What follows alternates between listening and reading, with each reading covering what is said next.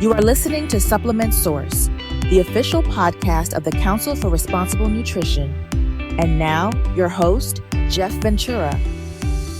Hello, and thank you for listening to Supplement Source. I am your host, Jeff Ventura, the Vice President of Communications here at the Council for Responsible Nutrition, and I am joined today by Tony Pavel, a partner at Keller and Heckman. And Tony, I'm excited to have you on the podcast today because we're going to be talking a little bit about a workshop that you are going to be speaking at on April the 29th. That is Controlling Contaminants and Supplements, everything you need to know. Tell me right off the bat, why is this such a critical time for the dietary supplement industry to focus on contaminant control? Hey, Jeff. Thanks for having me.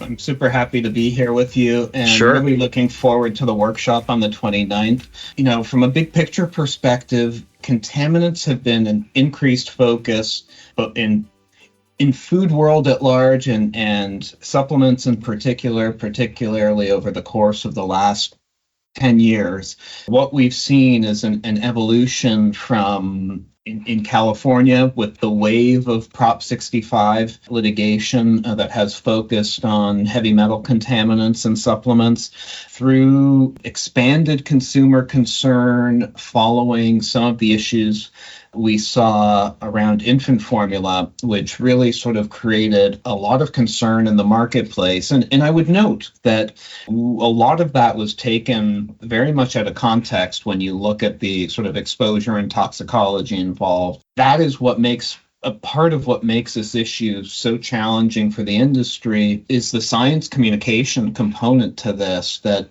there are heavy metals in the soil that where you are growing your ingredients, and some of those, there are some plants that will pull those in, but the context is so critical. Look, no one wants to hear, boy, there's lead in my supplement. But as a practical matter, when we're working with materials of biological origin, there are environmental contaminants that are unavoidable in many instances, and our job is to minimize them and ensure that those products are safe. Well, you mentioned Prop 65. For those who are not in the know, it's a bit of a different set of, the limits are far lower, correct, on Prop 65? In other words, it's a far more sensitive sort of scale compared to many others. That is absolutely correct. Prop 65 will take the accepted safety standard and then they add another 1,000-fold safety factor on top of that. Prop 65 is also complex in that those safe harbor limits are based on overall consumption exposure. So it sort of takes reference points and then adds an even larger factor that need to be to set those safety limits. So when you look at Prop 65 limits, they're not going to align where limits have been set by FDA or EPA. Those are not going to be the same thing, which is part of what has made that so challenging. And of course, the other piece is the bounty hunter provision where private firms can bring cases on behalf of the state, and the burden of proof to bring those cases is incredibly low. So automatically it puts the industry into a defensive position. Again, I think most companies in this space it's unavoidable, even though it's one state, it's a state with a massive economy and it's built into the supply chain. Does California with Prop 65 inspire other states to sort of follow suit in terms of other state level initiatives that mimic or are similar in terms of the sort of regulatory severity of Proposition 65?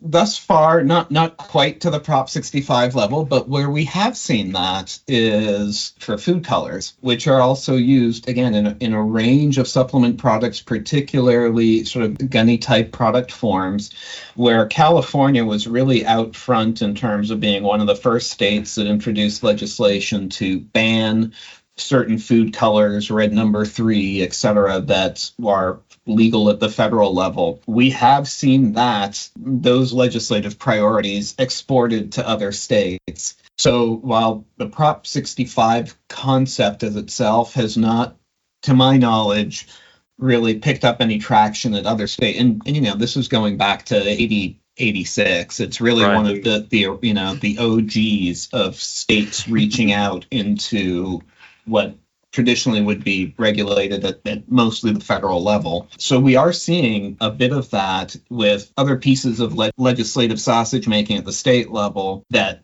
do trickle their way into the larger supplement supply chain should they move forward. You touched a little bit on the bounty hunter effect, and I guess that gets to my next question, which is posture as it relates to litigation. What advice would you give folks who are trying to figure out, how they navigate setting contaminant limits and defending those limits?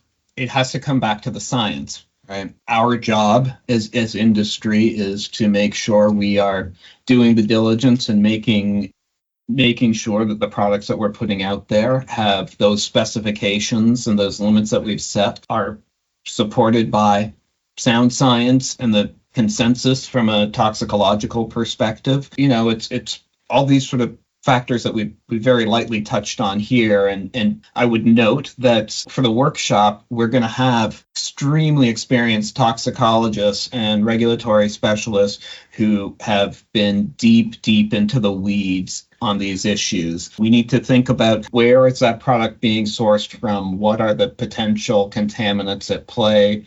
When we're looking at those products and the consumption exposure, what are the numbers that are justified by the science? What are the population groups that are consuming those products? Are these intended for adults where you have a much larger body weight, or are they intended for children, toddlers? And all those factors have to come into play with an appropriate toxicological assessment and conclusion to support those final specifications. And the other piece to note here is we know that has to be what grounds everything, but we also know that at the regulator level, that the regulators, including the FDA, are going to push industry to get those numbers as small as is practicable given all the other factors at play.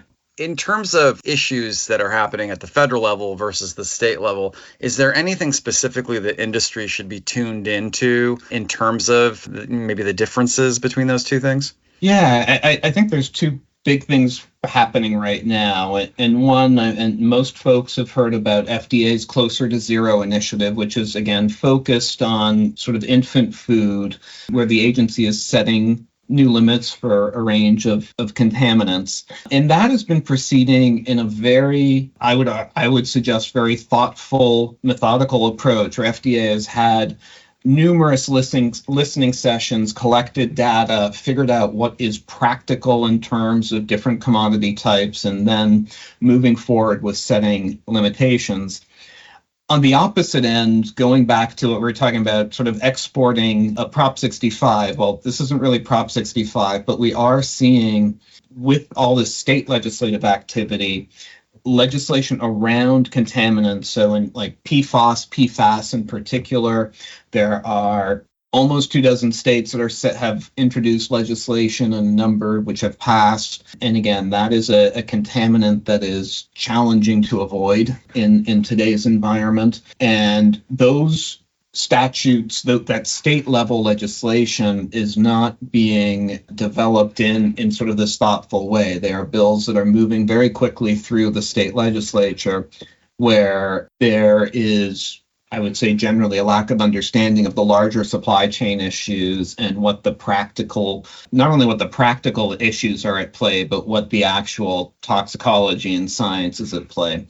So industry, we're in this place where FDA has been kind of working through these issues, and the states have been moving forward and getting out in front of where our federal regulator is on a range of them. I think you've answered this question, but I'm gonna close out and ask you anyway to kind of bottom line it for us. Although, I think the answer is just everything you've said in this highly informative chat. So I appreciate that.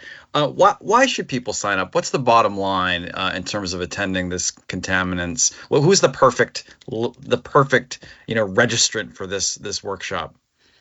To me, it's anyone who's working in either product development, regulatory, scientific and regulatory affairs of the member companies who are dealing with not only setting specifications for new products, but setting your specifications and doing your diligence on your incoming dietary ingredients and other ingredients that are being used to produce those products to help.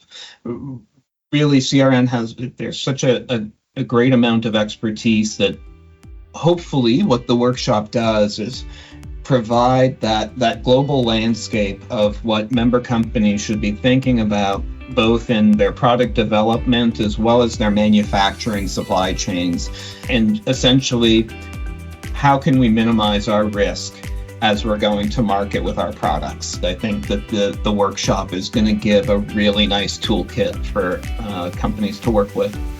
Well said. Well, Tony Pavel, thank you so much for being on Supplement Source. Your words of wisdom are quite welcomed. And to anyone who wants to find out more, register at the CRN website. April 29th is the date to keep in mind, 12 to 4, controlling contaminants in supplements. Thanks again, Tony.